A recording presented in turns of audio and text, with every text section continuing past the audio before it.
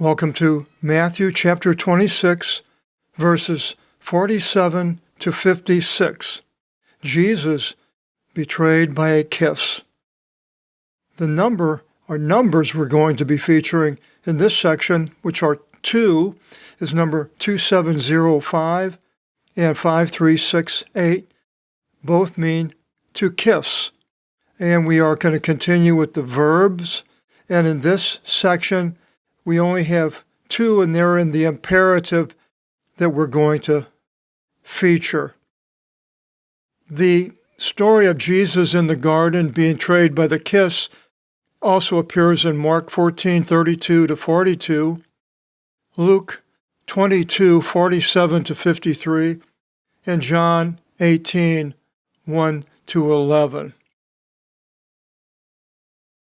It begins in verse 47, K eti avtu lauluntos, and yet while he was speaking, and that was in the garden with the disciples after they were sleeping and were woken up, Idhu Iudas, behold Judas, is ton dodeka ilthe, one of the 12 came. Now Judas we went through earlier in 26 verses 14 and explained that in that section of video. You can go back and find out all about Judas Iscariot, but he was one of the 12 and was a chosen disciple. So that's important to know for us, that we see that he was chosen, but yet he could do this great harm to Jesus. And it says, Ke met avtu oklos polis, meta makiron, ke xilon apo ton archaeareon, ke presbyteron tu leu. And with him a great multitude, so many people with swords and wood spears. It's this wood, xilon. We have a xylophone, comes from that word. It's wood, but it means wooden spears. From the chief priests and the elders of the people. So we see now that the clergy of the chosen people by God, who have failed God in so many places, was punished by God, sent into exile into Babylon, never learned their lesson. And here now they're no longer understanding the things of God, understanding the things of Christ, who is sent by God, the only begotten Son, God coming in the flesh. And these clergymen, they are sending people to arrest Jesus and kill him. In verse 48, it continues, O they paradidus avton, edoken avtis Simeon. Now the one delivering him up gave to them a sign, which is the delivering up is, of course, Judas, legon, saying, On an philiso, whomever I should kiss, 53:68, avtos esti, kratisate avton, seize him. So Judas is now going to give up the Lord to the people that want to harm him. And so the kiss, this word here, 53:68, is one form. It says with that 53:68 word, and it says in this word kiss 53:68 form, that Joseph kissed his brothers after revealing himself to them in Genesis 45:15. Aaron and Moses, when they met, they kissed in Exodus 4:27. Ruth, Orpah, and Naomi kissed in the book of Ruth. David and Jonathan, 1 Samuel 20:41, kissed one another. David kissed his son Absalom, 2 Samuel 14:33, after he took Absalom back in. So, kissing him in this case right here. Philiso, the philiso. Now, the next word is going to be very similar to it. And it continues in 49, K of theos, proselthon to Isu, and immediately having come forward to Jesus. Proselthon is a participle, it's underlined in red. Now, earlier we had seize him was an imperative, to seize him, and it has an exclamation point. So having come forward to Jesus, Ipe, Here, Ravi, Hail, Rabbi, Ke kataphilison afton, and kissed him. So now this is a different word, 2705, but it's still kissing, but it's also used to be fond of or to fondle. And in Genesis 27:26 it says, and Isaac his father said to him, approach to me and kiss me, child. And approaching, he kissed him. That would have been Jacob. In Genesis 29:11 it says, and Jacob kissed Rachel, and yelling with his voice, he wept when he met Rachel going back into Mesopotamia. Then Laban kissed Jacob when he saw him in Genesis 29:13. Esau kissed Jacob when Jacob returned after having all the children from the 4 wives in Genesis 33:4. And Jacob kisses Ephraim and Manasseh with Joseph in Genesis 48:10. Joseph kissed Jacob in Genesis 60, verse 1. Moses kissed Jethro, his father-in-law, in Exodus 18:7. And Samuel kissed Saul in 1 Samuel 10:1. And then the Song of Solomon has both the Shulamite woman and the kinsman kissing each other. But then in Luke 22:48, it adds to this story, and Jesus said to him, Judas, do you deliver up the Son of Man with a kiss? Because this has been right after this, after he kissed him. And then in 50 of this section, it says, O the Isus ipen avto, and Jesus said to him, Etere, F-O, pari, companion, for what reason are you at hand? Now, he didn't call him a friend, but a companion. He is no longer called a friend or a brother or a disciple. Just, he was somebody that was a companion. For what reason are you at hand? Jesus knew what reason he was there, but he is throwing it in Judas's face to make Judas see that Jesus is confronting him in a way that would be more on the spiritual reason. Why are you doing this, more or less? Tote proselthontes epevalon tas hieras epi ton isun ke ekratison avton. Then, having come forward, they put hands upon Jesus and seized him. Now, we will see later in John, the story is a little bit more in depth than what it is here in Matthew. In verse 51, it says, Ke idu, and behold, iston meta Isus, ektinas tin hira, apespasen tin macharanaf tu. And behold, one of the ones with Jesus, stretching out the hand, drew up his sword, and we know from later that this was Peter.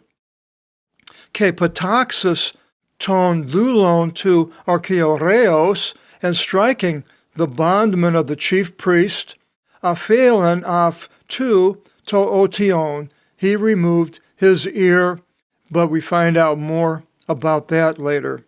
And we'll go back into John. And then in verse 52, tote legi av to, O Isus, then Jesus says to him, being Peter, apostrapson su tin macharan iston topon avtis, return your sword unto its place, the imperative. Pantis gar elavontes makaran in makara apothanunte, for all the ones taking a sword will die by a sword. more or less like if you're joining the army, then you could very well be killed. But if you're not violent, then violence probably won't happen to you as much. Chances would be less. In verse 53, Jesus continues, E dokis oti ou dyname arti parakalese ton patera mu? Do you not think that I'm able just now to call for aid of my Father? God? He can call God. And it says, Ke parastisi me plios e dodeka legeontas angelon, and he will stand by me more than 12 legions of angels. A legion was 6,000 times 12 is 72,000 angels that God could send. Now, so what can 72,000 angels do? Well, what can one angel do? It says in 2 Samuel 24:16, and the angel stretched out his hand to Jerusalem to utterly destroy it. Not too many nations have been able to destroy Jerusalem. It took a whole Roman army, the whole Babylonian army, and Jerusalem today is now there. And today we're waiting any minute now for thousands of rockets to be sent against Israel by Iran. So this angel was able to destroy Jerusalem. And then in 2 Kings 19:35, a little later it says, and it came to pass at night that there came forth an angel of the Lord and struck among the camp of the Assyrians 185,000. One angel killing 185,000 people. Well, now, if you want to, you can multiply 70,000 times 185,000. That would be the minimum, but I didn't do that. I should have, but I'm sure it's quite a few people that an angel could take over and kill. In verse 54, Jesus then says, Pos un plirothosin egraphe. Then how then should the scriptures be fulfilled? But Jesus doesn't exactly say which scripture. He's not quoting any, so I'm not sure which one he's referring to, but the scriptures allude to the death of Christ, I think in Isaiah 53 mainly. And then it continues, oti utos the geneste, that thus it might take place. And then he continues, in akini te ora ipen oi sus tis oklis. In that hour, Jesus said to the multitudes, all those people that were coming with the swords and spears, os epi listin exilthete meta macheron kexilon silavin me? As against a robber, do you come forth with swords and wood spears to seize me? Kathimeron prosimas akathezomen didaskon ento iero. Daily with you I sat in the temple teaching.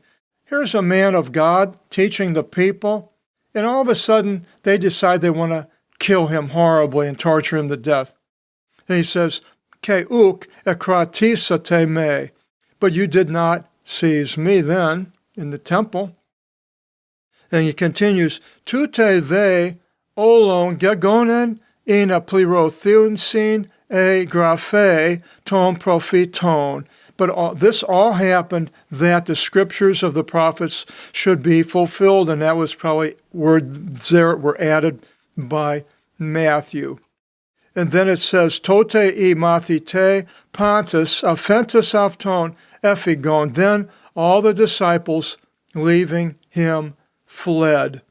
In Mark 14:51-52, it says about this, and a certain young man follows him, which we believe would to be Mark, having put on a fine linen garment upon his naked body, and the young men seized him. But leaving behind the fine linen garment, he fled naked from them. Then we will go into John 18, verses 1 to 11, where it says, "And these things having said, Jesus came forth with his disciples on the other side of the rushing stream of the Kidron, down from the where there was a garden, into which he and his disciples entered." And so now on the other side of the Kidron, up by the Mount of Olives. And Judas, the one delivering him up, knew the place, for often Jesus gathered together there with the disciples. Then Judas, taking the cohort, so that would be possibly Roman soldiers, because they generally were called a cohort, and officers from out of the chief priests and Pharisees, which would have probably been Jews, came there with torches and lamps and weapons. So now we have the torches, lamps, swords, and spears, all these people. Jesus then, knowing all things coming upon him, having come forth, said to them, "Whom do you seek?" They answered to him, "Jesus the Nazarene." Jesus says to them, "I'm he." And standing by also was Judas, the one delivering him up with them. And when then he said to them that, "I'm he," they went rearwards and fell on the ground. Again then he asked them, "Well, whom do you seek?" And they said, "Jesus the Nazarene." Jesus answered, "I said to you that I'm he. If then you seek me, let these go." In the imperative, let them go. That the word which he said should be fulfilled, that of whom you have given to me perish not, from out of them not one. And then Simon Peter, then having a sword, so now we find out that it was Simon, drew it and hit the bondman of the chief priest and cut off his right ear. And the name to the bondman was Malchus. Interesting, we get the name of this person. He must have become a believer, because it says, "Then Jesus said to Peter, Put your sword into its holder. The cup which the Father has given to me, should I in no way drink it?" Then the cohort and the commander and the officers of the Jews seized Jesus and bound him. And they took him away to Annas first, for he was father-in-law of Caiaphas, who was chief priest that year. So then we go into back into the story here where it ends. So they all fled, all the disciples, just as Jesus said that they would do. Our next section is Jesus is questioned by the Sanhedrin.